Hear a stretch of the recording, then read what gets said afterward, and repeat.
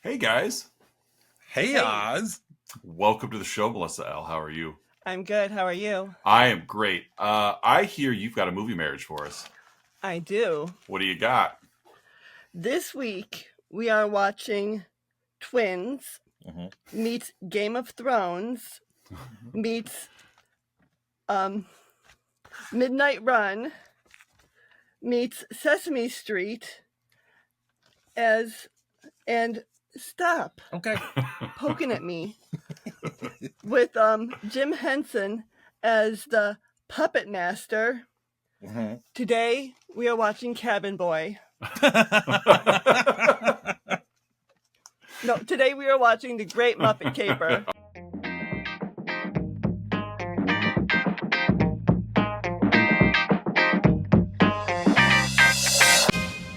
Oh, it's threw a curveball there for a second. I was ready to do Cabin Boy. I know you were. Same movie marriage too. Yeah, exactly. It's basically the same plot. Chris Elliott has the lead in both. Yeah. Welcome back, listeners and viewers, to another week of Let's Talk About Flicks, the podcast where we take a monthly theme. In this case, our month and a half theme of Patreon Subscriber Choice Month .5. And we are wrapping it all up with our favorite Patreon subscriber. We say that to every guest on the show. One of our 6 favorite Patreon subscribers. Yeah, you make the top.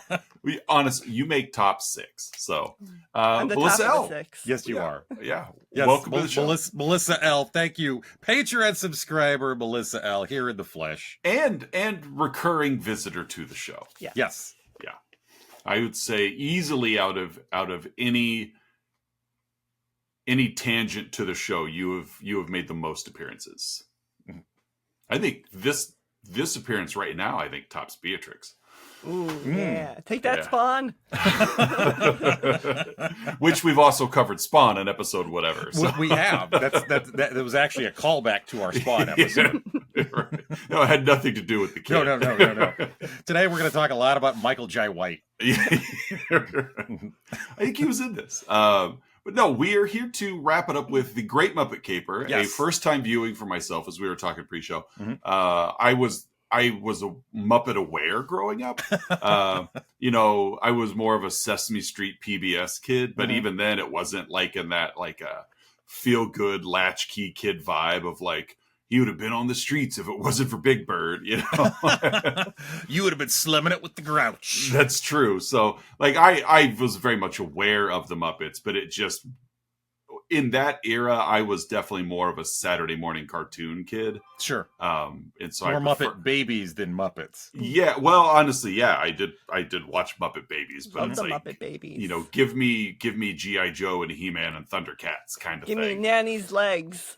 Exactly. Yeah. Give me those purple socked nanny's legs. So. Nanny's legs. But welcome to the show. It's a great movie marriage and definitely a curveball with the Cabin Boy throw in. Before we get rolling into the rest of the show, we do want to give a shout out to our rest of our Patreon subscribers: Don S, Aaron A, Mandy K, Colleen K, and Lyle M. Many that you've seen in previous episodes. And thank you guys for your patronage. Great Muppet Caper. You guys are going to handle the plot of this one, even though I think this was probably going to be more Melissa and I on the show than. Oh no, he's going to cover. I made him do it. I'll just slowly that's fair enough. Eke off frame. You're going to Homer Simpson this one. Yep. I'm just going to slink into the bushes.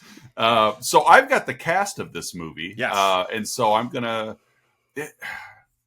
Movies like this are a lot of fun because, especially when you're dealing with the puppetry of it, and they're linear. Yes, but you also got a lot of like Who Framed Roger Rabbit vibes of fiction and reality, blending together. Yeah, fourth wall breaks. Yes, and so I'm going to start with before Deadpool did it.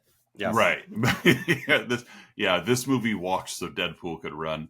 But no, I'm going to start with our human cast and then go from there. So really, there's just a couple that matter in the human cast. The great Diana Rigg of Game of Thrones, playing Lady Holiday. Lady Holiday. Yeah, and just British fashion designer. Yeah.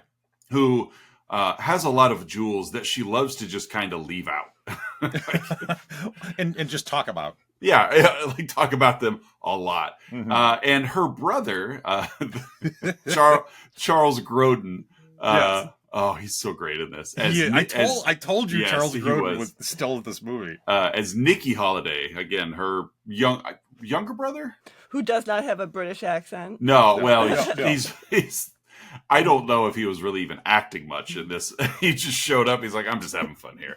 Well, he basically just pretended to be drunk the whole time. Yeah, exactly. Yeah. And so that's really the most of our human cast. We do have some henchwomen that are probably the most frequently viewed outside of those two in terms of our human cast. I thought one of them was one of the villains from Superman 2. I don't think it is, but one of them is like a spitting image of the female. Yeah, like Zod general, you know, the Zod associate. Mm-hmm. Yeah. The bearded one, right? Yes, yeah, the one with the beard. Yeah. Spitting image. Yeah. Mm-hmm. You take that you add that beard to that woman and you've got him. Yeah. So so that's our couple of human performers. Muppet wise, and I'll get to cameos here in a minute. Yeah. Muppet wise, this is where I was torn. Like, do I introduce them as the characters? Or do I give credit to the performers? Oh, do what feels. You say character. I was just going to say do what feels right. I don't think there's a wrong way to do it. No, well, and it's like because so many of them, like they're multi-performing. So yeah, but it's the Muppets. So you've got them all. You've got Kermit. You've got Fozzie. You've got Miss Piggy. You've got Gonzo. You got Rolf.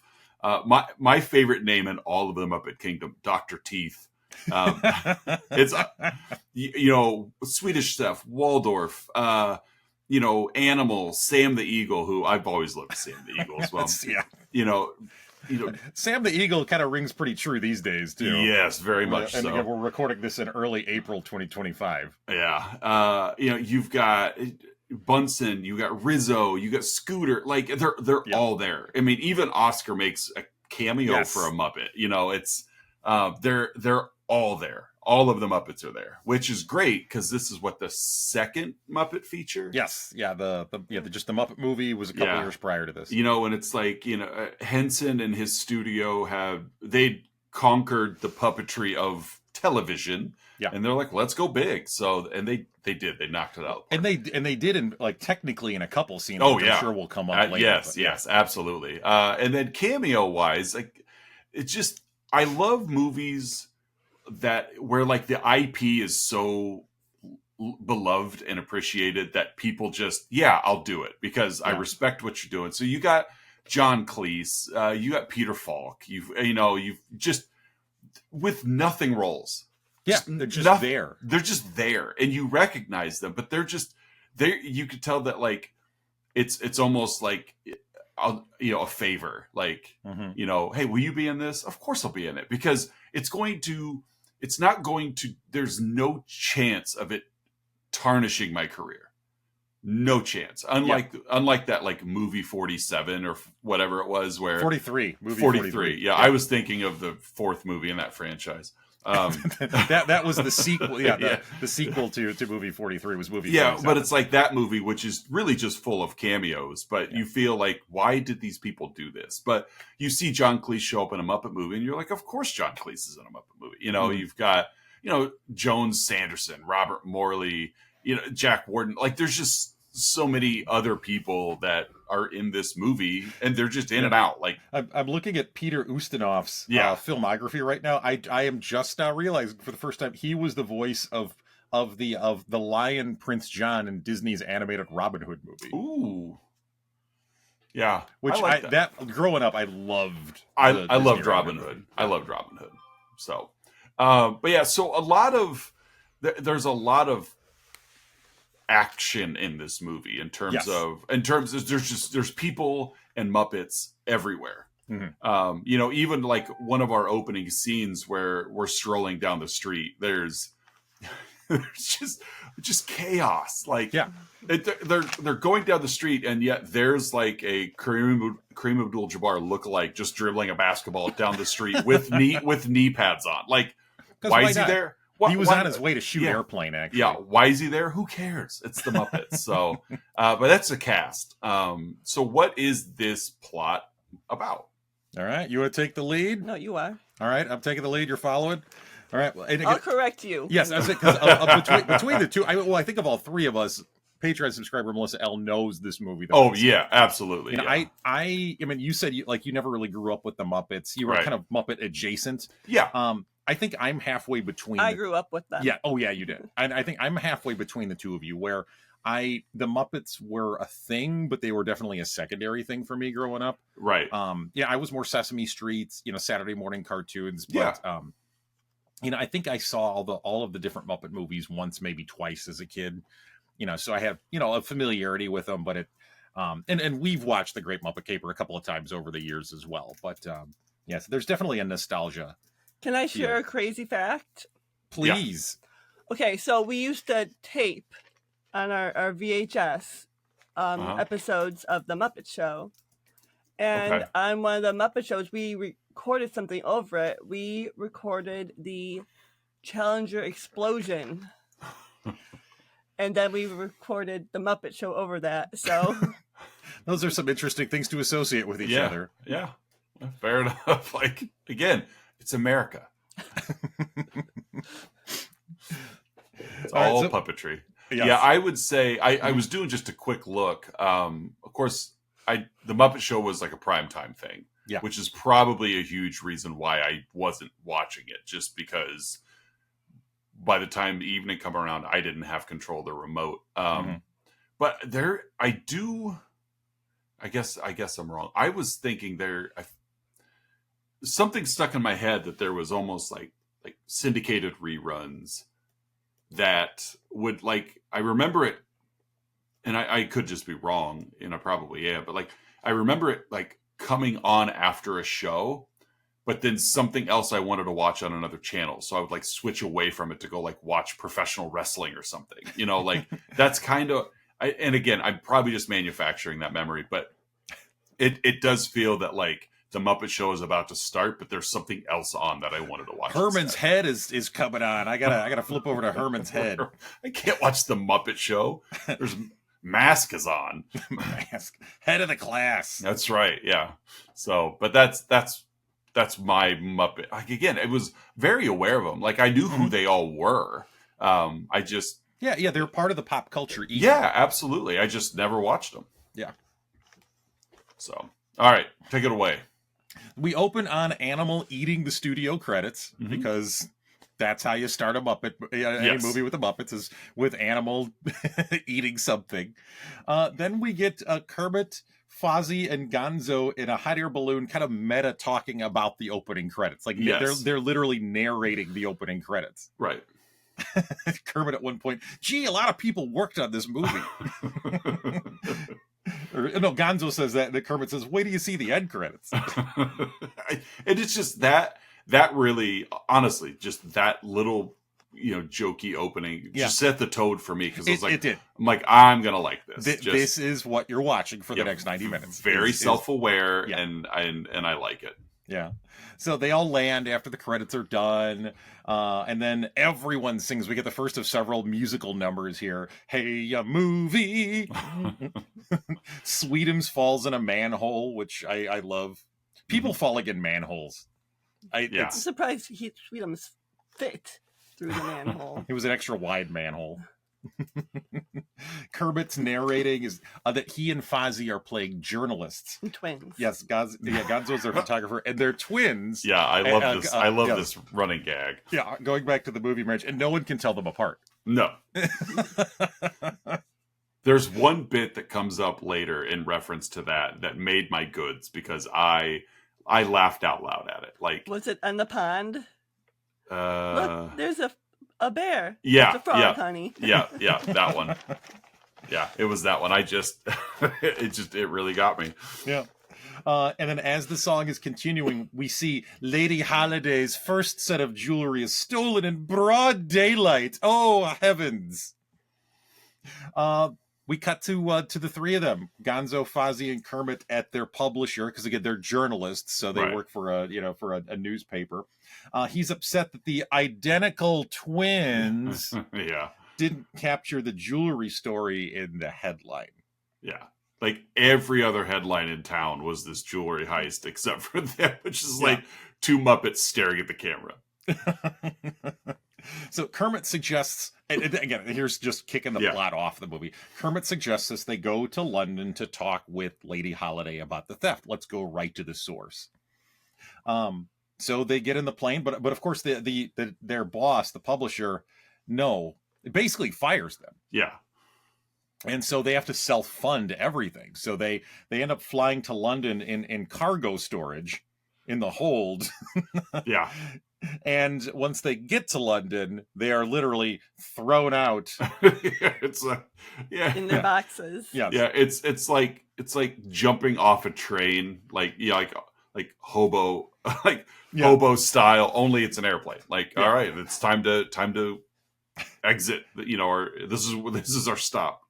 Pee-wee jumping out of the train. Exactly. Adventure. Right. Jimmy crack corn and I don't care. He said too much of that old man. Yeah. I love the crates are labeled. Was it Kermit's crate is labeled frog. Fozzie's is labeled bear, and Gonzo's is labeled whatever. It's speculated that Gonzo is an alien. He's an alien. Yes. So they're thrown out. They're greeted by a Brit in a bowler hat because we're clearly in London now. Yeah, that's how you know where you're at. Yeah. Who suggests places where they can park their carcasses? Wink, wink. Yeah. And one in particular, the Happiness Hotel. If you need a place on the cheap. So. Happiness Hotel, the song plays as they arrive at the Happiness Hotel, and there they are greeted by the vast majority of the other Muppets. They only rent rooms to Muppets in this hotel. Yeah, who are basically residents at this point of the Happiness Hotel. Right. As the song concludes, we get the first of a couple Sam the Eagle moments. He pops his head out from the room next door, and just goes, "You are all weirdos." Oh, Sam. Melissa, anything you want to add at this point? Nope, you're doing good. Thank you. Keep it up. Yeah. I just need a little validation. It's always good to bring your coach along. Yeah. Normally she's off camera. Yeah. Normally when we record, just like giving me a thumbs up every couple of minutes, like you could do it, sport. Good job. Little tap on the rear end. Just behind the camera with cue cards. Keep it up. Yeah. Keep dancing. Yeah. I was just gonna go. We've talked about this before. It's the sketch we're talking about. My favorite Key and Peele sketch. What's the name of the dancers? It's the Crystal Light Dancers. Crystal Light Dancers. Keep dancing with Clint Howard. Yeah, because if you need, when I think of someone who would be giving stage direction to the Crystal Light Dancers, it's Clint Howard. Mm-hmm. Yeah, I don't. Well, he's like. He's always wanted to be a Crystal Light dancer, but he just didn't have the body for it. Like Chris Farley is Barney in that Chippendale sketch. Yes. Adrian and Barney. Yes. Oh, it's gonna be you, Barney. I do. That sketch is not aged well, but it's still very funny. Yeah, there's parts of it. It's you have to kind of bite your tongue a little bit as you watch that sketch. It's a sad sketch. It is. It's still funny. I really think it's one of those things that can be both. Oh yeah, it can both be something that hasn't aged well and is kind of sad, but you can still appreciate the humor and the performances at the same time. Well, and I think if you watched it as a one-off, you would feel for Chris Farley. But if you watched enough Farley and realized that, despite all the torment of himself, he was his own joke. He had no problems putting himself out there, knowing that his physicality made people laugh. Yeah. Well, and Patrick Swayze, that sketch wouldn't have worked without Patrick Swayze being like the straight man. Absolutely. Yeah. And the actual former Chippendale dancer, Patrick Swayze. Well, and Patrick Swayze was super hot too. Yes, he was. He fit the mold for sure. Yes, he did. So back to the movie. The next morning we meet we formally meet fashion designer Lady Holiday, Diana Rigg of the Avengers. Who says that they must make drastic changes to the new outfits that have been designed before tomorrow's show, or that she completely insults the three models that are there. Miss Piggy then walks in and says, I want to be a high fashion model. But she is elated when she's at least offered an entry-level job as the receptionist. So we get Miss Piggy's introduction here to the story. Which at this point, Miss Piggy is non-adjacent to the rest of the Muppets. Correct. Like, yeah. That's why, like earlier, I said most of the other Muppets are at the Happiness Hotel. So she's the only exception. And I do like that this movie establishes that like Muppets are just part of everyday life. Like, it's not as if they are, like the Smurfs, where you just have this pocket of Smurfs and they all live together, and that's all the Smurfs. Where it's like, you've got Fozzie, Gonzo, and Kermit in America doing their thing, and you've got all of these over the hat. So it's like they're just it leaves you to believe that outside of this movie, there's even more Muppets we just haven't met because they don't apply to this story. So it's kind of fun, and the human characters recognize them as like it basically as the anthropomorphic animals that they represent. Like people refer to Kermit as a frog. They and it's like they're fine with it. It's just normal. It's just it's this bizarro world, but it's fun. Mm-hmm. So Lady Holiday expositions about her untrustworthy brother, Nicky. She says he's squandered half of the family's inheritance, and it basically knows that he's likely to try to steal her famous baseball diamond. Yeah. Which is quite literally a gigantic diamond in the shape of a baseball. Yes. And Piggy even asks, "Why are you telling me this?" It's plot exposition. It has to go somewhere. It's just because the storyline of this movie is good enough that even without the side fourth wall breaks, you're engaged. Like, I'm into this story, and I'm accepting that the Muppets are acting within, because like Henson just did a great job with the storytelling, but then when they do pepper in some of these, just these breaks of comedy, they kind of come out of nowhere, and they're just funny, like comments like that. It's delivered. And we've talked several times about how eye rolling it can be sometimes when there's like really obvious plot exposition. Absolutely, yeah. Like, this character exists simply to tell the plot. Yep. And as much of a fanboy I am for the MCU, like the MCU is so guilty of that. Very bad, yeah. And it's like we're gonna come away from the action. We're all gonna sit around a glass table, and we're just going to have a conversation about all the events that have happened and where it could possibly go. It's like the MCU putting everybody in Stark Tower around a glass table is like, it's like the equal to any horror film putting a bunch of teenagers around a campfire to just exposition for the sake of it. And you're right, MCU does do it. They do it a lot. They do it a lot, yeah. Self-admitted MCU fanboy, and it's been worse lately. It wasn't as bad. But again, as the MCU has evolved, you have to like keep reminding the audience of things that have happened, right? Because it's a dense collection of stuff. Remember when half the people got snapped away? Remember? Yeah, it's like, yep, I remember. So we're waiting by the elevator. The three models basically give their own exposition that they're going to help Nicky steal the necklace. As Kermit is looking for Lady Holiday, he's arrived there. He walks in on Piggy celebrating her upcoming accomplishments. She's got the job. She's happy. She falls off the desk, and Kermit mistakes her for Lady Holiday. Right, and she does not correct him. She is very taken by Kermit. Like, we get the whole bit. Again. Yeah, we get the whole bit. Like, she falls off the desk she was standing on, and she's woozy, and she comes to, and of course it's his face that comes clearer into frame. I imagine that's how you looked at me the first time we met, correct? After you fell into a trash can? Correct. After I fell into a trash can, dancing on a desk, celebrating my job as a receptionist at a modeling agency. Yeah. Yes. You were the receptionist, not the model. Well, I mean, you got to start somewhere, right? I forgot how much parallel, like, your guys' romance has been so strong for so long. Like, I forgot the origin story, and I forgot how much it mirrors the plot of this film, especially the Kermit and Piggy stuff. Yeah. I mean, it's really our relationship is intentionally like art personified. Yeah. You know, our entire relationship is just an homage to the Great Muppet Caper. That's fair. And fitting, too. I'm kind of shocked you gave her a chance when you crawled out of the trash can and she called you Piggy. Yeah. But you went with it. You're like, yeah. Yeah, it's I'm your little piggy. That's right.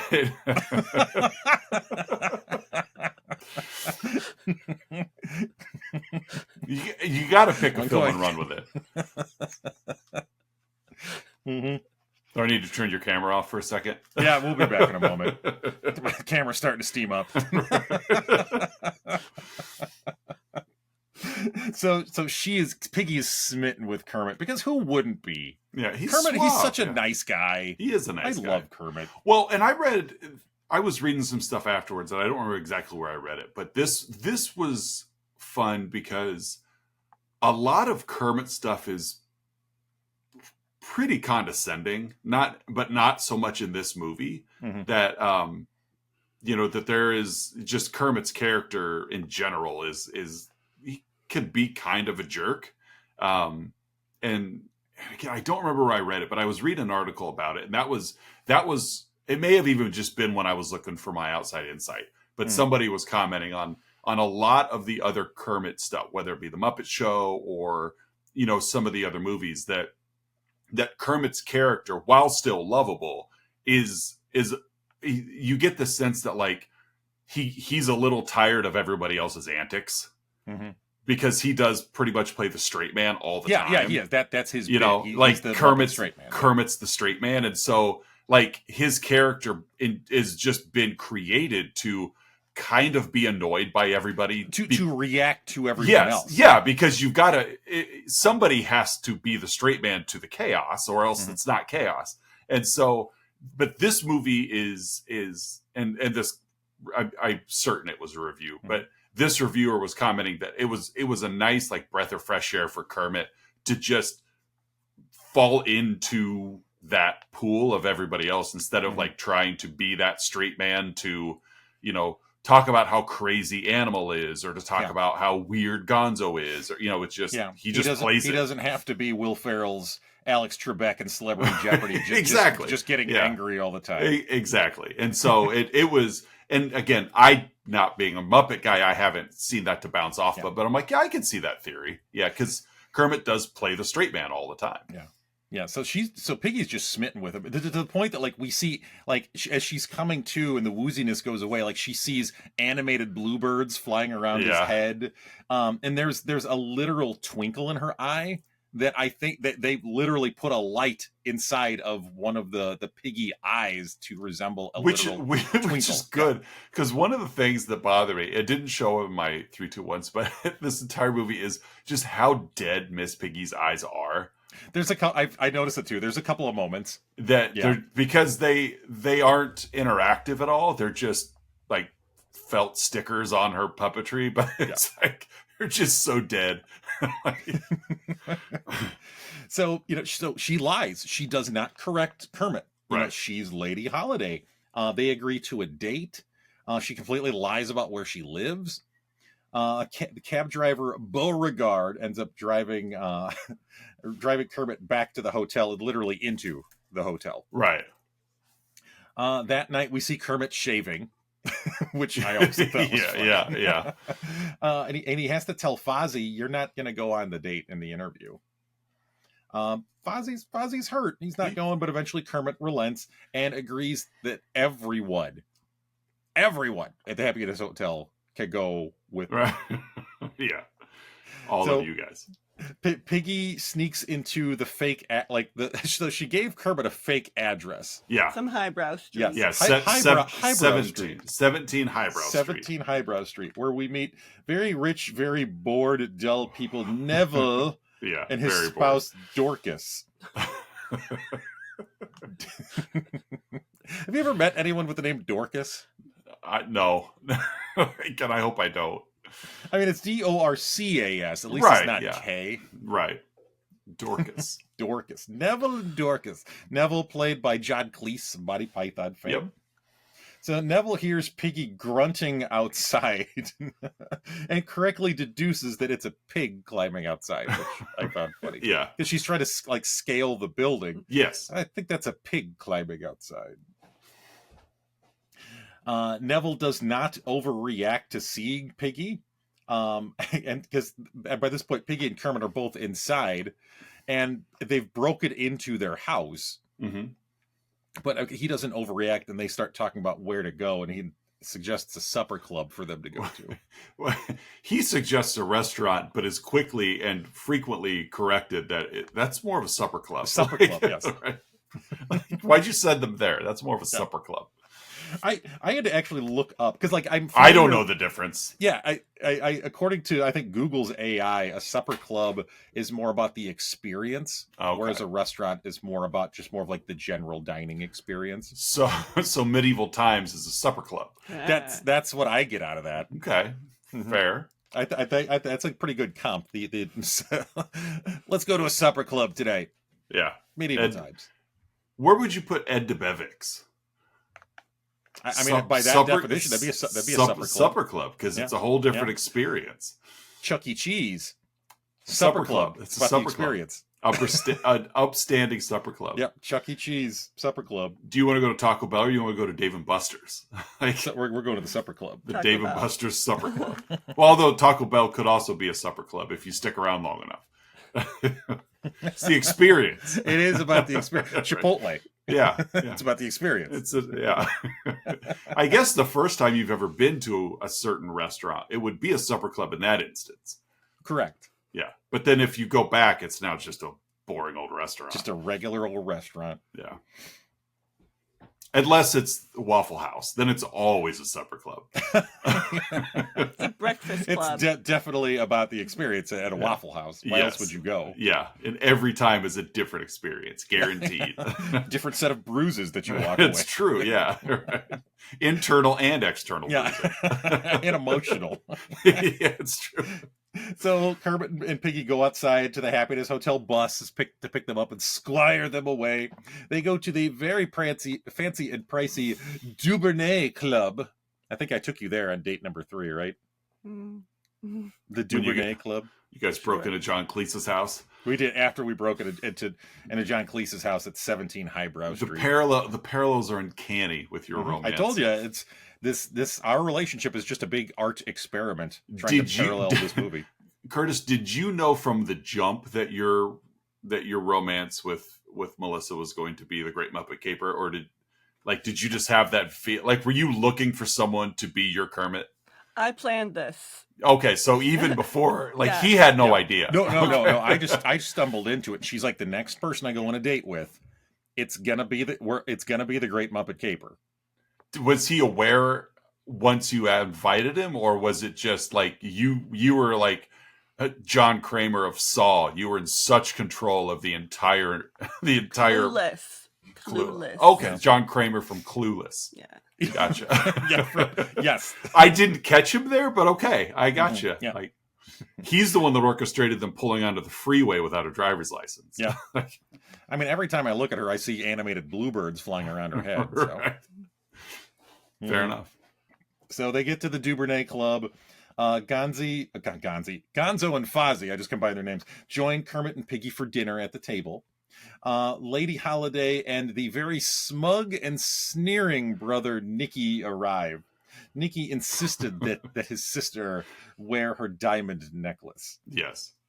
Of course, she is paranoid about wearing the necklace. Because it feels like thieves are breathing down my neck. Yes. I don't know why you look at me when you say that. Well, it gives her a reason to breathe down your neck. I would say it's the breathing down the neck part. So Nicky slips out of the room, lets the 3 models in, and then we get another big musical number here, Oz. We get The First Time It Happens as Kermit and Piggy dance and sing to each other. I even put in all caps, "Aw," in my notes. Aw. It turns into a huge choreographed dance number. Kermit even says, "What a great number." As Holiday recognizes, Lady Holiday recognizes Piggy, like, that's my receptionist out there.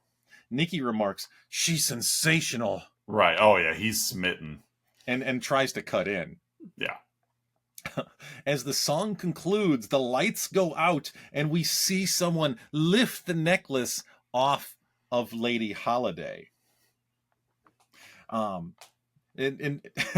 of course she turns to her brother, and after she realizes what's happened, "What do you want me to do? I spilled ketchup all over my cummerbund." He gives off such vibes as like the, I think it was the son, or maybe it was the nephew in Caddyshack. Like, yeah. You know, I'm drawing a blank on all the names, but just that real whiny country club kid. Yeah, the one who's always picking his nose. Yeah. I want a hot dog, and I want to. You'll get nothing and like it. Yeah, he just gives off those vibes of just like, you should be better than this, but you have no reason to be. So Kermit then realizes Piggy is not Holiday, so her jig is up. Because she bolts. Like, yeah, she takes off. Kermit finds her glass slipper that she left behind. Gonzo, however, gets a picture of the thief and the theft in process. So we cut then to Gonzo, Kermit, and Fozzie in the hotel bathroom, developing the film. The one bathroom in the entire hotel. One bathroom in the entire hotel, yeah. That also happens to have all the equipment to be a dark room. Like, red light, everything. Everything is there. And so they're arguing about whether or not Piggy could be a suspect. I mean, she lied to Kermit. Yeah. I mean... And took off immediately after the jewels were stolen. If she was innocent, why didn't she stick around? Right. And so everybody else is banging on the floor, or on the door there in the bathroom. I'm glad you changed it to door. The door. Banging on... What's I forget the name of the artist. That's, you know what song I'm thinking of? Yeah. I forget who sings that. Yeah. Outside the bathroom, the rest of the Muppets. Yeah, let's hold for editing. And we're back. Yeah, I'm not editing anything. Is it Shaggy? Is it Shaggy? Yeah. Yes, it is. Okay, yep.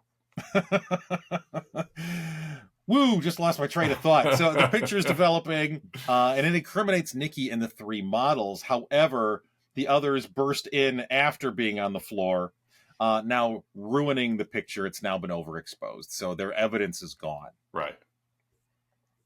While sadly sitting with the slipper in the park, Kermit, Peter Falk, walks up and claims to know exactly what happens to Kermit. He sees a lonely, forlorn man sitting in the park. So I know exactly what happened to you, and proceeds to tell a presumed story. Yeah. About what happened to Kermit.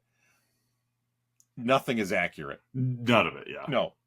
Kermit even says like that is the exact opposite of what happened. Right. And then he just tells him to leave. We're trying to make a movie. Yeah. So coincidentally, Piggy happens to also be there, feeling forlorn. Kermit confronts her. Yeah. Says, you were lying to me. You were using me. And she says, I only lied because I wanted to be with you. So what lie did you tell Melissa to keep this, the parallelisms? The biggest lie I've ever told her in my relationship, it was pretty early. I told her that I was Mr. July, Firefighter July, in the New York firefighters calendar. Okay. Yeah, I taped my face. I mean, I didn't do a good job either. There was a lot of Scotch tape. Yeah, I taped my face onto the body. Like, I was thinking like the Pee Wee Herman, I literally taped my face. Yeah. And then told her. And then told her. Which coincidentally made you look like a pig. Thus going back to our relationship, paralleling this movie. Yeah. Mm-hmm. Yeah, that's exactly what happened. And I mean, she bought it, and to this day, and there's still a sense of disbelief there. Like she still sometimes asks me to, just wear suspenders and firefighter pants around the house. Right. And you're like, all I have is lederhosen. Good enough. Right. 2 sizes too small, lederhosen. Yeah. Well, I mean, age. I don't. There's not a lot of disbelief at our house. Right. Yeah. So Kermit tells Piggy that the guy you were dancing with last night was the jewel thief. And then Kermit yells they start arguing like they break the fourth wall. Like the actor Kermit and Piggy start arguing. Yeah. So it really it doesn't just look through the fourth wall. It like jumps through the fourth wall for a moment there. And then Kermit has to tell Piggy, like actor Kermit has to tell actor Piggy, stop overacting. We got to get back to the movie.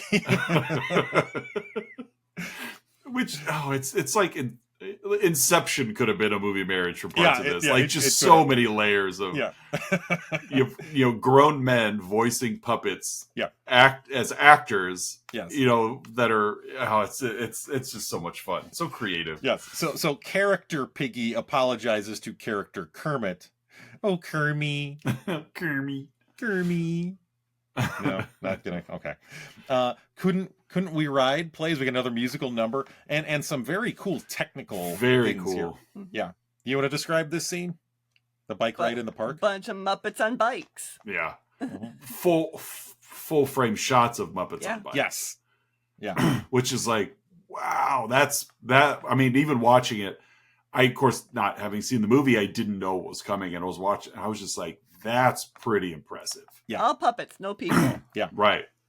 Yeah. You see no people in puppets. They're like in suits. Like, right. And you could tell it's filmed in a park. Like this isn't a soundstage where you just have somebody controlling a marionette from above. There's no like miniatures or anything like this or like forced perspective. And the Muppets are still singing. Like this is pretty cool. Yeah. Cool for now, but let alone 1981. Like exactly. No CG. No, everything's done live. This is impressive. There. Yeah. Kermit is kind of showing off for Piggy at one point. He's doing like he's on one foot on the bike. Right. And so we get a Statler and Waldorf. Look, Ma, no brains. And of course, all the other Muppets then show up on bikes and join them as well. Right. So really, really cool sequence. Yes. Statler and Waldorf are the only Muppets that are not at the Happiness Hotel. Correct. Yes. Yeah, they are also not there. They weren't allowed. I mean, it's Statler and Waldorf. They're never happy. So now we cut to we're backstage at the fashion show. Lady Holiday is barking orders while Nikki asks Piggy for dinner. Nikki, Miss Piggy, you're a very different looking woman. Then Nikki actually kind of assaults her briefly. A little bit, yeah. He just tries to hug her. I don't know. That's still assault. Yeah. Okay, so it's assault every time you try to hug me? You guys are married. I'm just reenacting the movie. True. Somebody's got to be the Nikki. Yeah. Oh, I'm the Nikki, aren't I? Yeah, you are. You're definitely the Nikki between the two of us. Which makes me the Lady Holiday, which means we're siblings. Oh, that's cool. Yeah. No, Nikki and Piggy, dummy. I know. So after getting turned down, Nikki tells her, "Now I can't be responsible for what might happen." Right. Like, men are the worst. Yeah. We're terrible. Well, you're gonna have to fall for my guilt trip then. Yep. Now I'm going to frame you for a crime because you turned me down for a date. Yeah, that's right. So after Piggy leaves, one of the three models asks, "I don't know why you love her like you do." I don't know why, I just do. Then lets out a hilarious high-pitched sigh. "Forgive me, Miss Piggy." Charles Grodin is the best. Oh, he is so good at this movie. So the fashion show begins. Statler and Waldorf are, of course, oogling the three models, which is funny and a little gross at the same time. Gross, yeah. But yeah, nice lines. Well, the dresses aren't bad either. Oh, it's 1981. Exactly. Gonzo's there in his journalist role, taking pictures, while Kermit is giving very erudite feedback about the show itself with Fozzie. Backstage, one of the three models twists her knee. Get Charles Grodin. "Well, you've got to go on." He's so pathetic. Yeah. Oh God, he's so great at this movie. I don't know how anyone could upstage the Muppets, but Charles Grodin. Oh yeah, absolutely. And so he insists, "Piggy, you have to take her place." So Piggy hits the runway and everyone oohs and ahs. The flash bulbs are popping. The music swells. Then we get into a fantasy sequence. Piggy's fantasy, as she has a dream sequence in and around a very fancy like fountain. Yeah. So it's there's a lot of like reverse shots here. Yeah. But again, kind of similar to the bikes in the park sequence, just really technically cool looking. Yeah. Like just very well done. Yeah. So, and as this is going on, Charles Grodin, so Nicky, his face appears in frame, and he's singing very dramatically, and then Kermit is in there. All the world ever wanted was you, a dream come true. And then we cut back to reality. The real Piggy falls into a fountain. And in the fountain, she realizes something is on her. She pulls out the necklace, the stolen necklace with the diamonds which removed. was in a robe that someone gave her. Yeah. Mm-hmm. And Lady Holiday blames her for the theft. Piggy turns to Nicky and blames him, but she's taken away. And Nicky is just going, oh, no. Oh, no. And she gets the sharp stab. Your voices were dubbed. So Gonzo then overhears Nicky and the three models planning to steal the baseball diamond. Right. Heading into Act 3 here. Nicky then gives a hilarious evil laugh. One of those like, yeah, real maniacal. Yeah. We cut to Gonzo then finishing the story back at the Happiness Hotel with all the Muppets. He tells them what he heard, what he saw. And Kermit just says, we have to stop the bad guys, but it might be dangerous. People might die. Yeah. It escalates really fast. Very quickly. Yes. The other Muppets are all making excuses, and then Fozzie shames them. Shame. You don't want the bad guys to win. And so, of course, they all join back in, including Dr. Teeth, your favorite Oz. I do love I was just kidding. Very George Clinton, Dr. Teeth. We cut to the jail for a few moments here. Kermit, wearing a fake mustache, is pretending to be Rosenthal, her lawyer, and he tells her what's going on, how they're gonna, how dangerous this is, but they're gonna try to stop them from stealing the baseball diamond. Piggy says she loves him. Yeah. Red. What color usually are their hands? Yeah. They end up kissing through the glass, and the mustache ends up on Piggy, which was funny. We're now in Act 3 here. We cut to Nicky and the three models planning. They're prepping their inventory. Harpoon gun, check. Walkie-talkies, check. Rubber chicken. Yeah, we cut to the Muppets doing the same thing. Yeah, exactly. Rubber chicken, frisbee, fake vomit, wax lips. At the Mallory Gallery, where the baseball diamond is at, we see Nicky and the three models arrive. They use a grappling hook to get into the building. A bit later, we see Piggy escaping from jail by pulling the bars apart. A little bit later, she Peter Ustinov, she waves him down. He's driving a truck on the street, and she yanks him out of his vehicle because he won't give her a ride.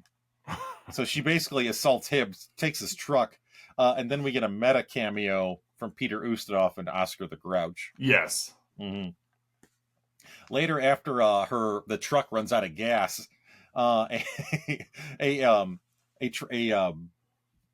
like a transport truck from a Super Wheel stunt team drives by, and a motorcycle just happens to fall out of it. Happens to fall right out conveniently in front of her. Yes. So back at the Mallory Gallery, they're all the Muppets are all trying to figure out how to get in. New Zealand declares, "I've got some paper towels." Pretending to be the Pizza Twins. Yes. Kermit and Fozzie are able to sneak all the other Muppets in by distracting one of the guards. They then scale the wall to get in after dogs. Which was another pretty cool feat, watching all these Muppets scale this drain pipe. On the roof, Beaker is electrocuted by the security system, and then Animal pulls the window open here. as we keep cutting back to Piggy motorcycling her way there, escaping from the cops. The Muppets human chain down from the ceiling as Nikki and the models are stealing the diamond. The Muppets drop in just as the models get it, and they end up playing hot potato with it. They end up playing baseball with the baseball diamond. Right. Animals chasing the models, just going, woman, woman. Oh, nerds.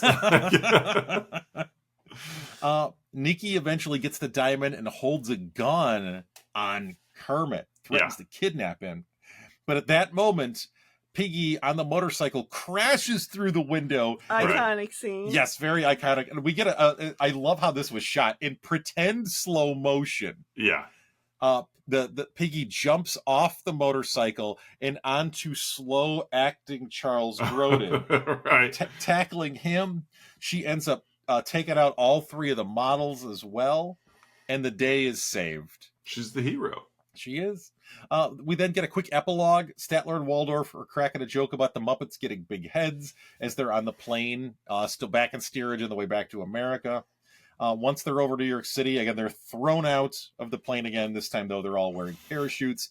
As credits roll and Hey, a Movie plays again as the lyrics recap the plot. That is 1981's The Great Muppet Caper. Yeah. Yeah. Hey, before we get to the Before we get to the rating, Melissa, any just general thoughts on the movie? I like it. Deep and insightful. I like that look at the camera, shaking her head like, what a stupid question. I brought this movie to you, idiot. So any other thoughts you have about the Great Muppet Caper? Or just like your love for the Muppets or anything? I love the Muppets, but I don't love the current Muppets. No? All the voices are dead. Except for Frank Oz. He's still alive. Yeah. Although, we just had Frank Oz a couple weeks ago in Knives Out as well. Mm-hmm. All right, well, on to the bits. So, folks, every week, Oz and I, and this week, Patreon subscriber Melissa L., we give our own unique rating to the film we talk about. In this case, The Great Muppet Caper. Well, actually, let's start with Melissa. Let's start with. No, you didn't do one. You don't want to rate it. I don't know.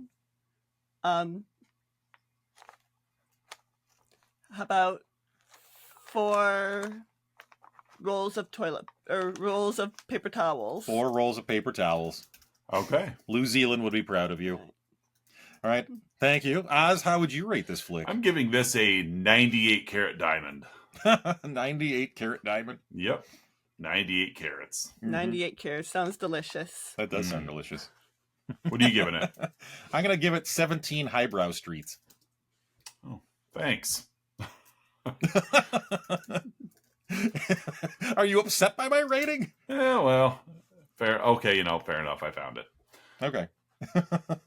You seem dejected by my rating. Sometimes you come up with them and they're hard to find an image of. An image? Yeah. So you're mad at me because now you have to scour through Google's images. Just do mine. You don't have to worry about him. Finding paper towels and a diamond isn't too bad, but finding a picture of 17 Highbrow Street is... Luckily, though, I've got it. Just do John Cleese. I could have, yeah. How about 8 beakers? I've already got Highbrow Street. We're good. Okay, perfect. Yeah. Next up at our comedy bits, every week, Oz and I scour the interwebs searching for unprofessional reviews that tickle our funny bones, and we hope it tickles yours as well in this week's edition of Outside Insights. So you don't have an outside insight, do you? Okay. Oz, what is your outside insight? My review comes from Amazon, and this is a review by Action Slacks. Everyone's favorite movie review. I think that was the sequel to Action Jackson. Yes, Action Slacks. Yeah, Action Slacks. Yeah. This long for action shorts. That's true. Yeah. Right. This review was left January 30th of this year. Ooh. It's a 5-star review that says, this is the best comedy to be released in 1981. I'm not kidding. All right, here's the review. This is not a kid's movie, though kids can watch it. This is the best comedy to be released in 1981. And unlike other comedies of that era, you're not going to be assaulted by cringy bigotry-based humor. Jam-packed with clever visual, verbal, and absurdist humor of the highest lowbrow order. it's clear how much thought and effort went into making this film. It's got so many references to Hollywood musicals of the 1930s and just pop culture in general. Brilliant! They just don't make them like this anymore. We were so lucky to be blessed with the talents of Jim Henson, Frank Oz, and all the other creative geniuses from that team. Yeah. And I agree. It was... I usually go to Amazon because for me that... I used to get mine from Letterboxd, but Letterboxd is pretty... I felt it's almost more cinephile-esque. Sure. Like, your average person may not have heard of Letterboxd, but somebody will buy the DVD on Amazon and leave a review. I don't think there were any negative, like, 1-star reviews for this movie on Amazon. So it's like, well, I'm going to go on the other end then. So, yeah, I agree. Yeah. Now, granted, I haven't watched all of the comedies from 1981, but this one, I really, really enjoyed this movie. Yeah. Yeah, fun movie. What's your outside insight? Mine, as always, comes from the Internet Movie Database. This was a 6 out of 10, so right in the middle. Left by Stephen Clark in June of 2005. Not the best Muppet movie. This film is okay, but I have an affection for it as one scene was filmed in my home village of Haddenham, Bucks, England. Several of my school friends were chosen to play cricket on the village green, and the rest of the school went to watch the filming. The scene is where Kermit and Fozzie land their balloon basket in the village pond. It's also the scene of my near drowning, aged 9. I walked on the frozen pond with my friend Tim, one of the cricket players in the Muppet film, and fell through the thin ice only to be pulled out by Tim. Hey kids, don't walk on frozen lakes, ponds, rivers, etc. It's your PSA. That's it. 6 out of 10. Yeah. Yeah, it is. It's more of a PSA about public safety. Oh, absolutely, because he didn't. Not the best Muppet movie. I'm not going to tell you what I think is the best movie. Instead, I have something like this is like Roadblock at the end of like a G.I. Joe like cartoon where he pulls up. Yeah, he pulls up and, hey kids, don't play on the road. Hey kids, don't make fun of another man's hair. Thanks, Duke. Just be careful on frozen water. Yeah, that's it. All right, hey folks, it's that point in the show you've all been waiting for, the Let's Talk About Flicks signature segment, the 3-2-1, in which Oz, I, and Patreon subscriber Melissa L will share 3 goods, 2 bads, and 1 about this week's movie, The Great Muppet Caper. Patreon subscriber Melissa L, what are your 3 goods? My 3 goods are how well the puppets act with the humans. Mm-hmm. Okay. Yep. And yes, I said that correctly. Okay. Yeah.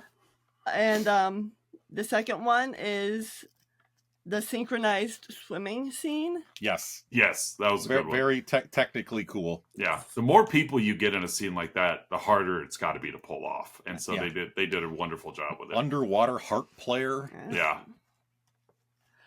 And my third is young Charles Grodin. Yeah. We had about a month or 2 ago. Also, we did Clifford back in Wives' Choice Month 2025, which was one of your suggestions. Yeah. So I don't think it's coincidence that we've done 2 of the 3 movies you've suggested in the past month or 2 feature Charles Grodin. Yeah. Sorry. We just missed Beethoven, and we would have went 3 for 3. We had the trifecta. Well, next time you have a bunch of movies with dogs. There we and go. Then we'll do Beethoven. Yeah, I think we have Man's Best Friend month. We do. As one of the possible future months. Is that going to be with Lance Hendrickson? That's a good movie. That movie's fun. I've seen that one. I think the actual Man's Best Friend. I think that dog's name is Max in the movie. Yeah, but I've seen that movie. That Lance Hendrickson is like a scientist, and they like bioengineer this dog, and it's like this like dog soldier. Like it's like this dog has been programmed to be like this super soldier, but it breaks out of the lab and like a family befriends it. And it's just, but it's a horror film for sure. Yeah. So it's like part like Homeward Bound, part Universal Soldier. In a way. Yeah. It's more, it's more like Universal Soldier and Cujo. Like where it's like, oh, what a sweet dog. And then, like I remember one scene in particular where the dog's chasing a cat. The cat runs up the tree. So the dog runs up the tree and like eats the cat whole like a snake. Yeah. It just unhinges his jaw. Yeah. It's a pretty sweet film. I'm glad you brought that up. I might have to revisit mine. Add it as a possibility for whatever we do that month. Yeah. All right. Well, thank you, Patreon subscriber Melissa L, for your 3 goods. Hey, Ali Sheedy is also in that movie. Mm-hmm. Of course she is. Yeah. She played the cat. In 1993. A genetically engineered dog escapes from the science facility where it was created. A family takes it in, unaware of its deadly instincts, would soon emerge. Scientist who created the dogs tries to find it before it's too late. Sorry, Ali Sheedy and Lance Henriksen. I couldn't think of a better pairing. It's a fun movie. It really is. All right, hey Oz, what are your 3 goods? Oh, sorry, I got off on a tangent there. My first good is the Muppets riding bikes. Just not only is it's good on so many layers, because at that point in the film, you've accepted that the Muppets are functioning characters in this world. They're not the butt of a joke. Yeah. They are the main characters and treated as the main characters. Yeah. And so you've accepted that as the reality. Mm-hmm. And then this is a touching scene, and it's a well acted scene. And Melissa, to kind of go along with yours of like how well acted the Muppets are, to where it's almost like by the time you recognize that they're riding bikes, that's like the third thing in the list. You're watching the scene and you're like, oh, that's a very pretty song. It's heartfelt message, and then you're like, holy crap, those Muppets are riding bikes. Like, and so that kind of caught me there too, was by the time I fully registered, like, how are they doing that? That's a testament to the filmmaking. Yeah. If it's not like apparent from the jump that they're trying something cool and dynamic, that it was like, this is just the natural progression of this movie of we've got Muppets riding bikes. You see no puppets or no puppeteers around. And that to me was the most amazing practical effect of it all was you duped me so much that it took me a second to realize, wait a second, I'm watching a puppet ride a bike. Yeah.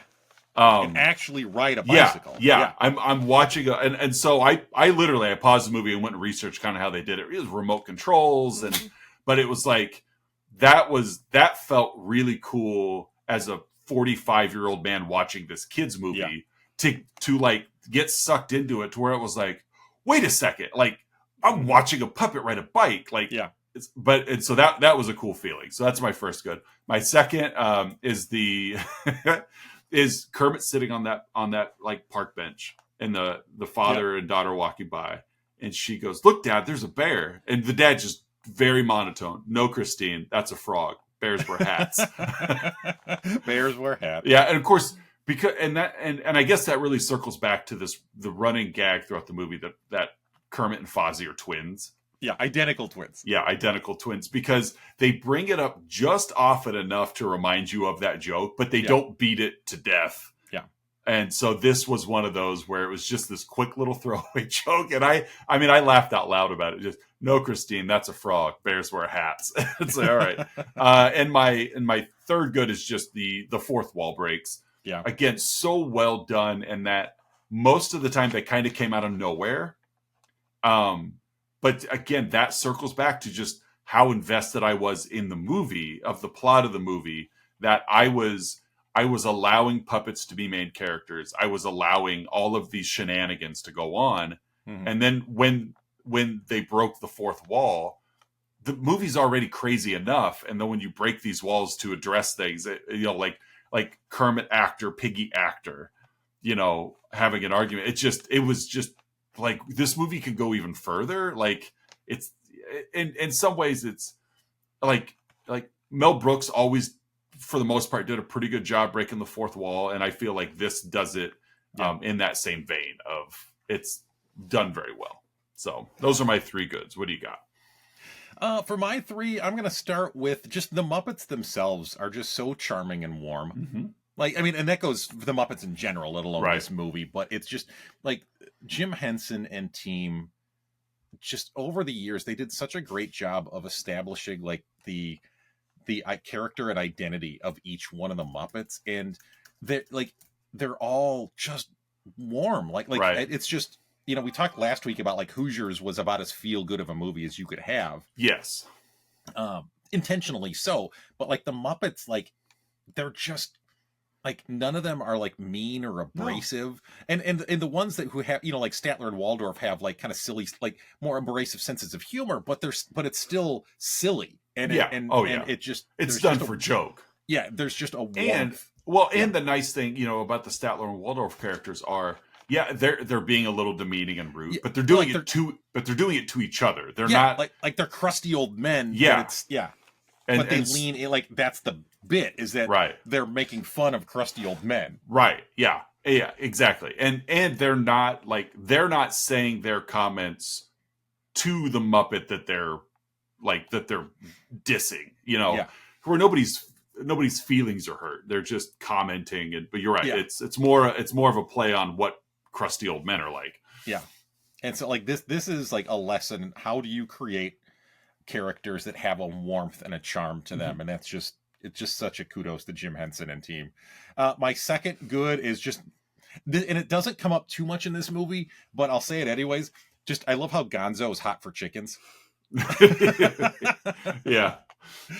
I don't know what it is. I find it hilarious that, you know, Gonzo, who is this presumed space alien, that's what he's into. He's into chickens, and he doesn't care what people think. Do you know Gonzo's chicken's girlfriend's name? I know it, but I can't remember it. What is it? Camilla. That's right. Oh, that's right. Yeah. Camilla the chicken. And my final good is just going to be like how well you and I, over the past almost 20 years, have mirrored our relationship to this movie. So I mean, my last good has it been 20 years? Almost. We're getting there. Another party. Yeah. So yeah, so I think it's eight. I think this is technically year 18 that we've been together. But yeah, I just want to shout us out, because I mean, this entire relationship is basically, again, just an artistic experiment. It's and how to replicate in long form storytelling. It's impressive. You know, the Great Muppet Caper in real life. It's so like, I mean, I'm Kermit, you're Piggy. What? It was reversed. No. You fell in the trash can.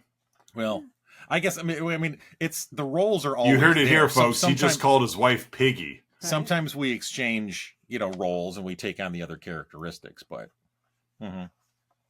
I think we've done such a great job just replicating the plot of this movie over the past nearly 20 years. Yeah, I think that's cool. Very well stated. Yeah.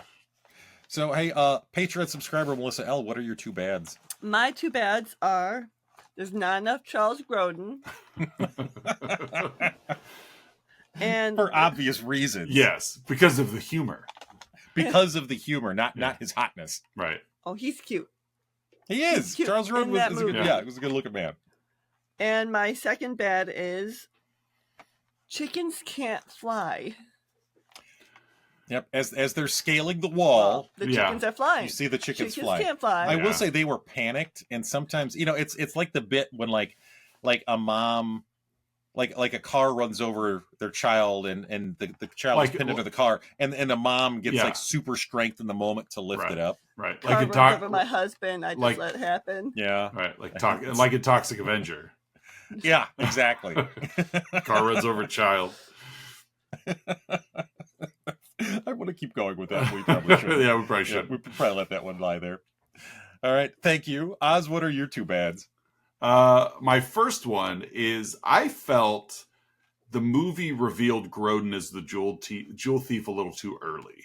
Okay. There should have been more suspense. Yeah, in the very beginning. There was no mystery to this. No. They played it. To the audience, there was no mystery to us who it was. It took longer for the Muppets to realize what was going on than it did we did, and I've probably mentioned that in different mysteries we've done. I like it when the audience is discovering the events as the characters are discovering the events, especially in a mystery type setting. But here, like, you play it right out. Nicky's the jewel thief. We know he's the jewel thief. And so, like, there's no mystery there. There's no suspense. So that's my first bad. And my second, you're actually expecting too much out of pieces of felt. I just watched a frog ride a bike. So, and my second, and I kind of mentioned this, earlier in the show. Like, I didn't get enough Muppets as a kid, and so I don't know if that's like, if I would have digested the Muppets in my youth, I don't know if I would have gotten the jokes the way I do now. You know what I mean? Yeah. So there's different levels there. So in some way, like, I'm trying to find the silver lining. Sure. That by watching these movies now, it's like I get more of the humor than I would have then. So it's like my first time exposure now was different, obviously, than it would have been when I was, a child. But I think I would have enjoyed the Muppets a lot as a kid, having given the opportunity to be exposed to it. So that's my second bad. Cool. What you got? For my first bad, the shtick, some of Beauregard's shtick, I thought was a little much. The cab driver. Yeah. He's a bad driver. Yeah. Okay, like, he doesn't know where he's going.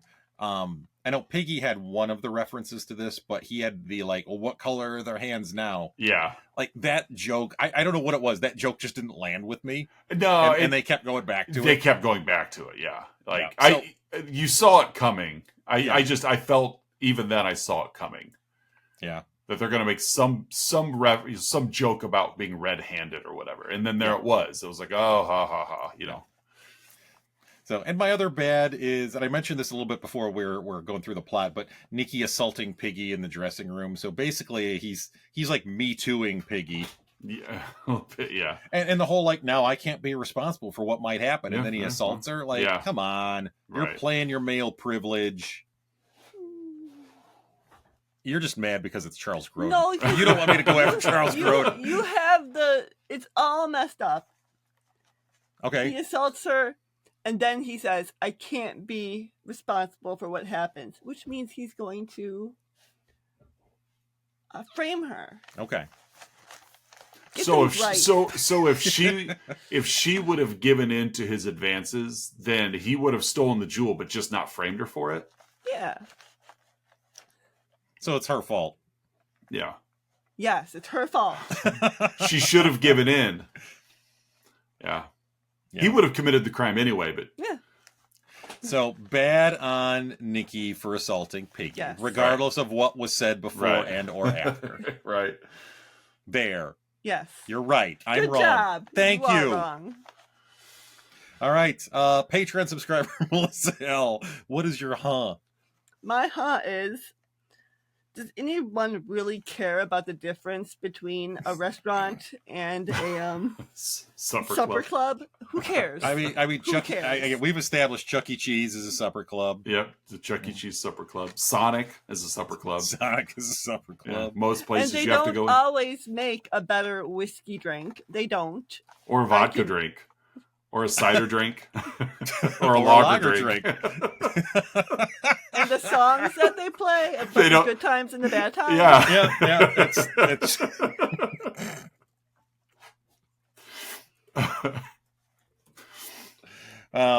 God rest Chumbawamba. I think they're still popular in Ireland. Are they? I don't know.